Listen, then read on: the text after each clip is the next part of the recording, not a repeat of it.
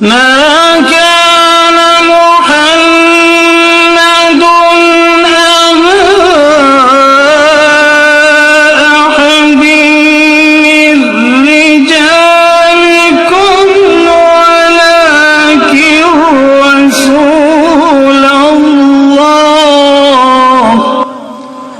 ولكن رسول الله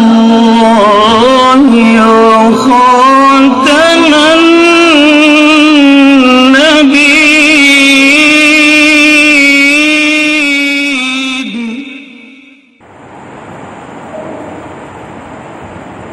نماز اچھی روزہ اچھا، نماز اچھی روزہ اچھا، زکوٰۃ اچھی حج اچھا، مگر باوجود میں اس کے مسلمان ہو نہیں سکتا، مگر باوجود میں اس کے مسلمان ہو نہیں سکتا، نہ جب تک کٹ مروں خواجہ عربی کی عزت پر، نہ جب تک کٹ مروں خواجہ عربی کی عزت پر، خدا شاہد میرا کامل ایمان ہو نہیں سکتا۔ وَأَجْمَلُ مِنْكَ لَمْ تَرَ قَطُّ عَيْنِي وَأَحْسَنُ مِنْكَ لَمْ تَلِدِ النِّسَاءُ خُلِقْتَ مُبَرَّأً مِنْ كُلِّ عَيْبٍ كَأَنَّكَ قَدْ خُلِقْتَ كَمَا تَشَاءُ يَا صَاحِبَ الْجَمَالِ وَيَا سَيِّدَ الْبَشَرِ يَا صَاحِبَ الْجَمَالِ وَيَا سَيِّدَ الْبَشَرِ مِنْ وَجْهِكَ الْمُنِيرُ لَقَدْ نُبِّرَ الْقَبَرُ لا يمكن الثناء كما كان حقه لا يمكن الثناء كما كان حقه بعد از خدا بزرگ و برتر، بعد از خدا، بعد از خدائے بزرگ تو ہی قصہ مختصر، بلغ العلا بکمالہ کشف الدجا بجمالہ حسنت جمیع خصالہ صلوا علیہ وآلہ، پڑھو اللہم صلی علی محمد وعلی آل محمد۔ میرے عزیز بھائی اور دوستو، اللہ رب العزت سے دعا ہے کہ رب تعالیٰ کی ذات اقدس جو آیت کریمہ حدیث طیبہ آپ کے سامنے پڑھی، مختصر وقت میں اجمالی بیان سے سنانے کے بعد مجھے بھی اور آپ سب کو سمجھتے ہوئے عمل کرنے کی توفیق نصیب فرمائے۔ آج کے جمعۃ المبارک کے اردو خطبے کا عنوان نبی کریم صلی اللہ علیہ وسلم کا ادب، نبی کریم صلی اللہ علیہ وسلم کی عزت، نبی کریم صلی اللہ علیہ وسلم کی منقبت، نبی کریم صلی اللہ علیہ وسلم کی عظمت، نبی کریم صلی اللہ علیہ وسلم کی توقیر کا طریقہ، اسلوب، سیرت صحابہ رضوان اللہ علیہم اجمعین کی روشنی میں۔ کون نہیں جانتا کہ میرے صحابہ، میرے محبوب کے صحابہ یہ چمن رسول کے وہ پھول ہیں، یہ وہ آسمان کے وہ تارے اور چاند اور ستارے ہیں کہ جن کی روشنی ہر اپنے اپنے نور کے ساتھ چمک رہی ہے، دمک رہی ہے۔ یہ الفاظ میرے نہیں، یہ میرے محبوب محمد مصطفیٰ صلی اللہ علیہ وسلم کے ارشاد پاک ہیں۔ الصحابہ کلہم عدل، الصحابہ کلہم عدل، صحابہ سارے کے سارے عادل ہیں، عادل ہیں، عادل ہیں۔ الصحابہ کلہم عدل، الصحابی کالنجوم، پھر فرمایا میرے صحابہ، میرے صحابہ، میرے صحابہ ستاروں کی مانند ہیں۔ الصحابی کالنجوم فبأیہم اقتدیتم اہتدیتم، جس جس صحابی کے نقش قدم پہ چلتے جاؤ گے وہ جنت کے راستے پہ لگاتا جائے گا۔ روز قیامت جس جس صحابی کے نقش قدم پہ چلنے والا جب میرے پاس پہنچے گا، جو آل کی اطاعت کرتا ہو یا اصحاب کی اطاعت کرتا ہو، دونوں میری شفاعت کے مستحق ہوں گے۔ میرے عزیز بھائی اور دوستو، ادب رسول، مقام رسول کیا ہے؟ مقام رسول، مقام اور مقام میں بھی فرق ہے، اور ادب کی مجلسوں کا بھی فرق ہے۔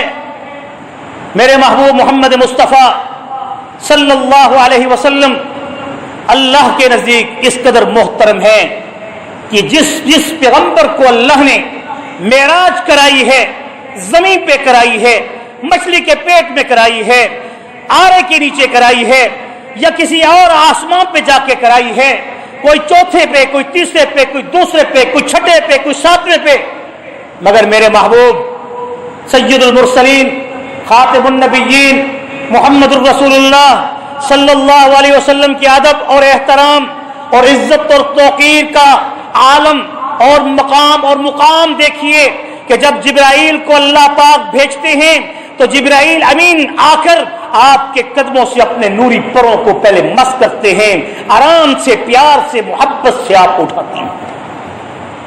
جب آپ کی آنکھ کھلتی ہے تو چھت پھٹی ہوئی ہوتی ہے۔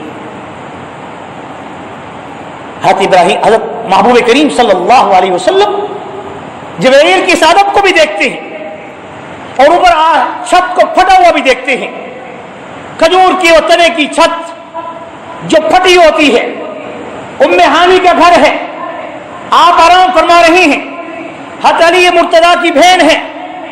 سبحان اللہ، یہ خاندان رسول بھی ادب کی ایسے ہی شایان شان ہے جیسے ادب میرے محبوب محمد مصطفیٰ کا ہے۔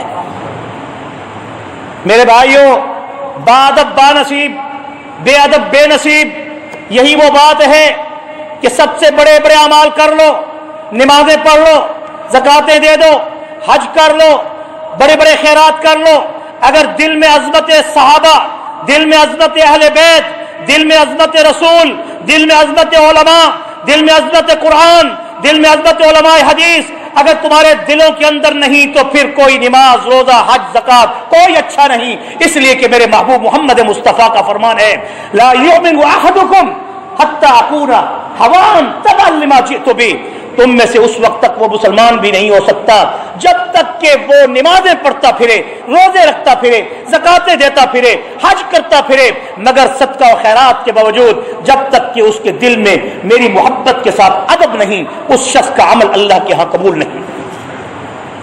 بہت سے ایسے لوگوں کو دیکھا گیا ہے جنہوں نے رسول اللہ صلی اللہ علیہ وسلم کی عزت اور ناموس میں گستاخی کی۔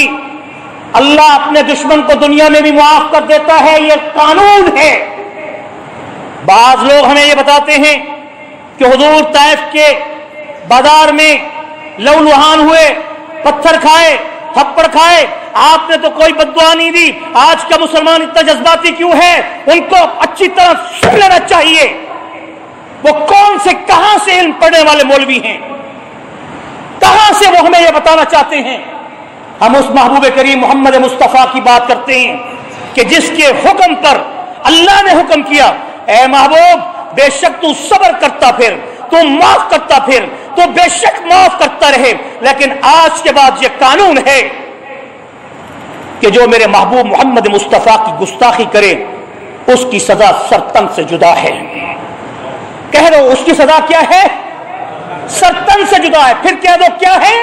حرمت رسول پر، حرمت رسول پر، ہاتھ اٹھا کے کہیں ذرا گواہ بنائے اللہ کو، حرمت رسول پر، حرمت رسول پر۔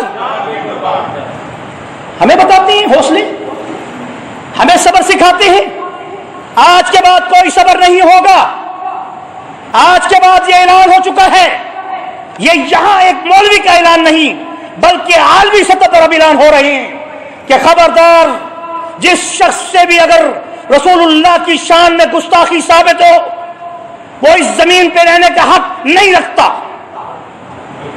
میرے عزیز بھائیو اور دوستو، وہ ادب رسول کہ حضور اکرم صلی اللہ علیہ وسلم کے پاس جبریل امین آتے ہیں، اپنے نوری پروں کو مس کرتے ہیں، اور جب آسمان کی طرف، چھت کی طرف توجہ دیتے ہیں تو چھت پھٹی ہوتی ہے۔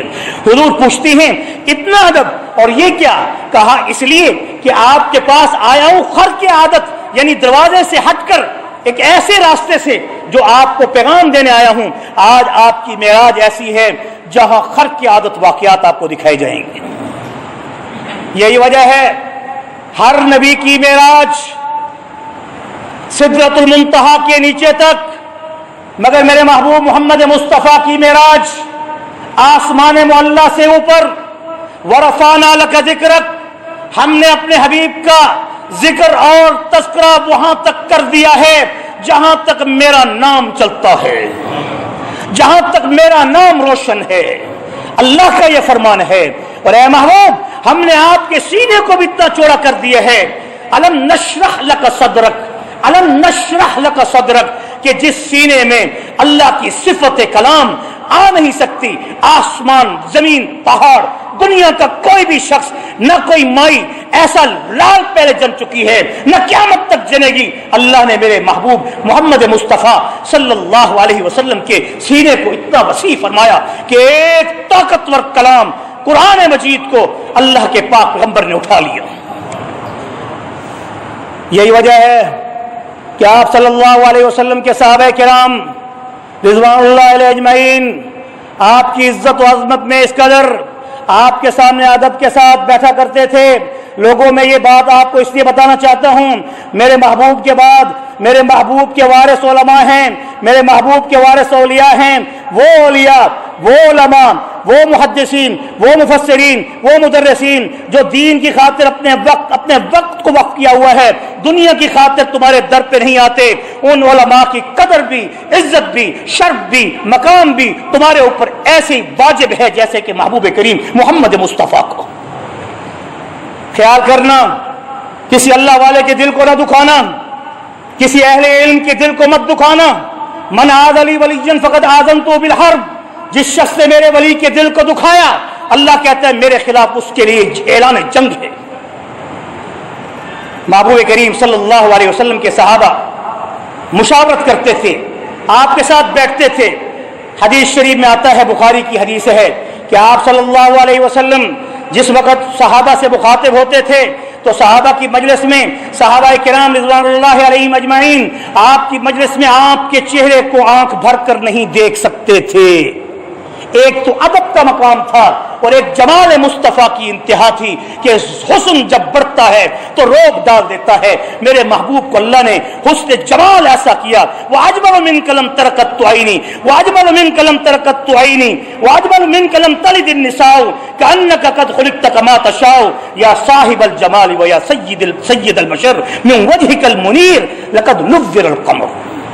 چاند بھی اپنی روشنی سے اپنے چہرے کو دیکھ کے، حضور کے چہرے کو دیکھ کے اپنی روشنی کو مائل کر دے۔ وہ محبوب کریم صلی اللہ علیہ وسلم کہ جن کی ادب مجلس کے آداب میں صحابہ کرام رضوان اللہ علیہم اجمعین اس قدر ادب سے بیٹھتے تھے، آنکھیں نیچی ہوتی تھیں، دو دانوں ہو کے بیٹھتے تھے یا پالتھی مار کے بیٹھتے تھے، بڑے ہی ہمتن گوش۔ صحابہ کہتے ہیں کہ حضور کی مجلس میں واعظ کے دوران ہم ایسے ساکت رہتے تھے کہ جیسا کہ کوئی پرندہ بھی ہمارے اوپر آ کے بیٹھ جائے تو وہ ستون سمجھ کے بیٹھ جاتا تھا۔ سوائے ابوبکر صدیق، سوائے عمر فاروق، رمز شناس نبی، مدار غار اور رمز شناس نبی، رازدار رسول ابوبکر صدیق، عمر فاروق، یہ دو شخص ایسے تھے کہ جن کو حضور بھی دیکھتے تو مسکرا دیتے اور وہ بھی دیکھتے تو مسکرا دیتے۔ صحابہ کی اس مجلس میں سوائے ان دو کے اور زیادہ کوئی آنکھ بھر کر نہیں دیکھ سکتا تھا، لیکن اس کی وجہ بھی پوچھی گئی ابوبکر و عمر سے کہ صحابہ تو آنکھیں نیچے کر کے بیٹھتے ہیں، آپ حضور کے چہرے کو تکتے رہتے ہیں۔ کہا ہم اس لیے حضور کے چہرے کو تکتے رہتے ہیں کہیں حضور کسی کی حرکت سے کہیں آپ ناراض تو نہیں ہو رہے۔ جیسا کہ آپ کے واقعات میں ابوبکر صدیق رضی اللہ عنہ بیٹھے تھے، عمر فاروق خوشی اور اسبات میں آ کر تورات کے اوراق اٹھا کر اس میں خوشخبریاں تھیں آپ کے بالوں کی، آپ کے صحابہ کی، آپ کے چلنے کی، آپ کے آنے کی، اس میں وہ تمام نشانیاں اس تورات کے اوراق میں لکھی ہوئی تھیں۔ خوشی خوشی آ کر حضور کی خدمت میں آ کے پڑھنا شروع کرتے ہیں، پڑھتے جاتے ہیں۔ صحابہ کی نظریں نیچے ہوتی ہیں، ابوبکر کی نظر محبوب کریم محمد مصطفیٰ پہ ہوتی ہے۔ اتنے میں ابوبکر دیکھتے ہیں کہ حضور کا چہرہ غضبناک ہو گیا۔ حضور کو جب غصہ آتا یا کوئی ناگواری محسوس ہوتی، آپ مجلس میں کسی کو اسی وقت نہیں ٹوکتے تھے، آپ مجلس میں اس کے ادب اور احترام کا خیال رکھتے تھے۔ ایک عام انسان کی عزت اور احترام آپ کے ذہن میں یہ تھی کہ کبھی کسی کو مخاطب ہو کر نام سے آپ صلی اللہ علیہ وسلم نے اس کی تربیت یا اصلاح نہیں کی۔ آج تو علماء اور خطبہ کو مسجد میں بیٹھے بیٹھے ہکا دیتی ہیں اور ان کو شرم بھی نہیں آتی، انہیں سمجھ بھی نہیں ہے کہ مجلس نبوی کے آداب کیا ہے۔ میرے بھائی اور دوستو، ابو بکر صدیق کی جب نگاہ مقدس جب چہرے نبوی پہ پڑتی ہے تو برداشت نہیں کر سکتے۔ عمر کے جلال کی کیا انتہا، جہاں جمال صدیق کی جلال کی ابتدا، کیونکہ وہ رمز شناس نبی ہے، وہ رسول اللہ کا ملہم نبی ہے، وہ الہامی صحابی ہے اور وہ رازدار رسول ہے۔ جیسے ہی چہرے کو دیکھتے ہیں یک لخت زبان سے عمر کی اس قوت اور دبدبے کے خیال کو ایک طرف ڈال کے کہتی ہیں، یا عمر ما سکلت کا، یا عمر، اے عمر تجھے مانا جنتی، تو نے آج میرے محبوب کو کیا کر دیا ہے، اپنے نظریں اور آنکھ سے ہٹا، میرے محبوب کے چہرے کو تو دیکھ۔ حضور علیہ السلام کے چہرے کو عمر فاروق جب ڈر کے مارے کانپ اٹھتے ہیں اور پھر حضور کو جب دیکھتے ہیں تو آپ کی زبان سے بھی یک لخت نکلتا ہے، اعوذ باللہ من غضب رسول اللہ، رضیت باللہ ربا وبالاسلام دینا وبسیدنا محمد نبی و رسولا۔ میں اللہ سے پناہ مانگتا ہوں، اعوذ من غضب اللہ، میں اللہ کے غضب سے بھی پناہ مانگتا ہوں، وغضب رسول اللہ، اور رسول اللہ کے غضب سے بھی پناہ مانگتا ہوں۔ اے اللہ، میں نے کیا کہہ دیا کہ جس سے حضور غضبناک ہو گئے، آپ ناگوار ہو گئے، آپ کی رگ مبارک ہل رہی ہے، کان سرخ ہو گئے، وجہ کیا ہے؟ جب یہ الفاظ کہہ دیے، رضیت باللہ ربا، میں اللہ تیرے رب ہونے پر راضی ہوں، وبالاسلام دینا، اور اسلام جو ہے میرا دین اسلام ہے، وہ اسلام دینا، وبسیدنا محمد نبی و رسولا، اور نبی کریم محمد مصطفیٰ کے رسول اور نبی ہونے پر راضی ہوں۔ بس یہ الفاظ کہنے تھے کہ اس کے بعد حضور اکرم صلی اللہ علیہ وسلم نے جب عمر کی طرف مخاطب ہوتے ہوئے یہ کہا، یا عمر لو کان موسیٰ، اگر موسیٰ علیہ السلام، کیونکہ تورات موسیٰ پہ اتری، اگر موسیٰ علیہ السلام آ جائیں تو کیا عمر تو مجھے چھوڑ کر پھر تو تورات کی اتباع کرے گا، موسیٰ کی اتباع کرے گا؟ لو کان موسیٰ حیا، اگر موسیٰ علیہ السلام بھی زندہ ہو کے آ جائیں، اگرچہ صرف عیسیٰ ابن مریم حضرت عیسیٰ روح اللہ کلمۃ اللہ، انہوں نے جو بنفس نفیس جسد ملخاکی آسمانوں پہ اٹھائے گئے پھر اتارے جائیں گے، وہی ایک پیغمبر ہیں جن کی دعا کو اللہ نے قبول کیا، وہ امتی ہونے کا شرف حاصل کریں گے۔ اگر موسیٰ بھی آ جائیں تو لتبعنی، وہ بھی میری شریعت کا اتباع کریں گے، وہ بھی میرا پرچم اٹھائیں گے، عیسیٰ بھی میرا پرچم اٹھائیں گے۔ خیال کرنا ادب رسول میں صحابہ کرام رضوان اللہ علیہ اجمعین جب یہ آیت نازل ہوئی، یا ایھا الذین آمنوا لا ترفعوا اصواتکم فوق صوت النبی، اے ایمان والو محبوب کریم محمد الرسول اللہ کے سامنے اپنی آواز بلند مت کرو، اور یہ حکم قیامت تک کے لیے ہے۔ آج بھی مسجد نبوی کے امام، آج بھی مسجد نبوی کے مؤذن دھیمی آواز والے رکھے جاتے ہیں، کرخت آواز والے نہیں ہوتے، سخت آواز والے نہیں ہوتے۔ آج بھی حضور کے روضہ اقدس پر درود و سلام دھیمی آواز میں پڑھا جاتا ہے، بلند آواز سے پڑھنے والا وہ بھی بے ادبی کا شکار ہو جاتا ہے۔ آپ سمجھیے، کچھ سمجھا کریں آداب نبوی کو، کہ آج بھی حضور کا ادب مسجد نبوی میں ہوئی ہے۔ جب یہ آیات نازل ہو گئیں کہ اپنی آوازوں کو رسول اللہ کی آواز پر بلند مت کرو، تو اس کے بعد ثابت بن زید شماس یہ وہ صحابی ہیں کہ جو ایک غزوے میں حضور کی بشارت سے پھر شہید بھی ہوئے، وہ آنا مجلس میں چھوڑ دیتے ہیں۔ حضور کو جب اطلاع پہنچتی ہے، حضور اس کے پاس اپنا قاصد بھیجتے ہیں اور وہ ان سے پوچھ کر آتے ہیں، تو وہ کہتے ہیں، یا رسول اللہ مجھے خطرہ ہے کہ کہیں میری آواز بلند ہے اور آپ کی مجلس میں میری آواز بلند ہو گئی تو میرا تو ایمان ان تحبط اعمالکم وانتم لا تشعرون۔ خیال کرنا ادب نبوی میں محبوب کریم صلی اللہ علیہ وسلم کی ذات مقدس کے بارے میں جب زبان تمہاری کھلے تو سوچ کر کھلے، الفاظ اگر نکلیں تو سوچ کر نکلیں، کہ ایسا نہ ہو کہ تمہاری زبان سے کوئی گستاخی کا کلمہ زبان سے نکل جائے، ما یلفظ من قول الا لدیہ رقیب عتید، اور تمہارے ایمان کو محبوط کر کے حبط کر کے ختم کر دیا جائے۔ توبہ استغفار کرو، معافی مانگو، حضور علیہ الصلوۃ والسلام ایک ایسی غیر متنازع شخصیت ہیں کہ جس کے بارے میں کسی کو کوئی اختلاف نہیں ہے.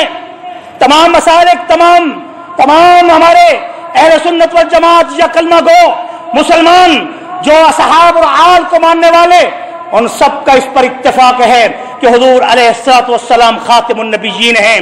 حضور کی ذات کے لیے، حضور کی اولاد کے لیے، حضور کے اصحاب کے لیے، حضور کی ازواج کے لیے ہم سب کا یہ نعرہ ہے کہ اے محبوب کریم، حرمت رسول پر جان بھی قربان ہے. حرمت رسول